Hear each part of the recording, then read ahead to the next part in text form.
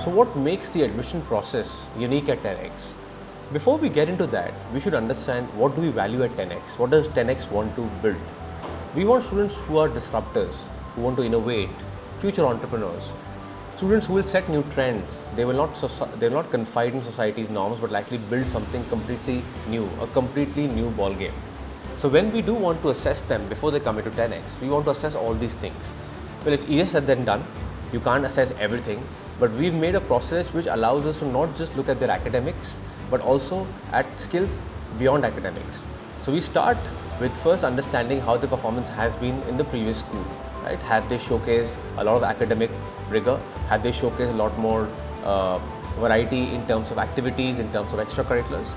Then once they go through that process, we get them into the admission test process. That is the point when we assess them predominantly on science, math, and if it's a grade 11 student, predominantly on subjects they intend to study in grade 11 or grade 12, which is IBTP 1 and 2. Then we move on to a creativity test. We use a creativity test to see if the students display creative attributes or in the future have the ability to innovate. That is why a creativity test is a very important aspect in our school's admission process. And last but not the least, we have the interview. Every student who has cleared the first two rounds has to go through an interview round with the principal. Principal not just wants to see their skills and attributes on paper, but wants to see do they exhibit the things that they've shown on paper. What is their vision? What do they want to do with this platform? Do they want to use this to build something new, or for them it's just another school? That is the whole idea of the process. So the process is designed to understand if the students can come into 10x and actually use this platform, this launchpad, to build something 10 times different. So to aid our unique admission process, we've laid down 3 predominant criteria for admission. There is one particular criteria that pertains to students only coming from a very strong academic standpoint. Students who have not done much extracurriculars but are academically really strong. So there are those one set of students who are above 85-90% and have showcased a consistent academic performance in subjects put together, in the last couple of years. Then there is those set of students who may not be academically strong, right, but have developed one unique skill, a unique ability, which allows them to, which puts them actually on a national or an international standpoint. You can have a national football player, international football player, international basketball player, and these students also have the opportunity to earn a 50% scholarship provided they have achieved something at an international level.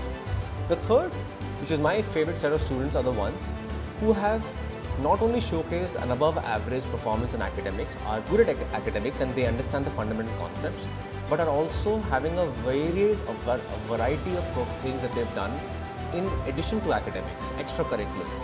It could be debating, it could be coding, it could be hackathons, it could be organizing events, it could be karate, it could be music, art. I mean, you name it, they've done it, and something different. So those students are the ones who are not only maintaining a good academic standpoint, but they also have developed additional skills.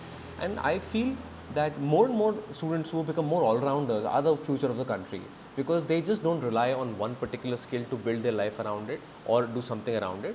They are polishing each and every skill that is required of them and not required of them. These students are curious, these students want to do something more, and they're not happy with what the current scenario is. They want to do better and they want more, and they have that hunger, and these students are the ones who will be the future of the country. But to encompass all set of students, all kinds of students, we have this varied process. Once these students come here, we try to develop them in the way they want to be, a good system where they can actually be who they want to be, but a much stronger, a 10 times different version of themselves. Students who are ready to take on the world, become future entrepreneurs, and most important, be humane leaders who are innovators as well.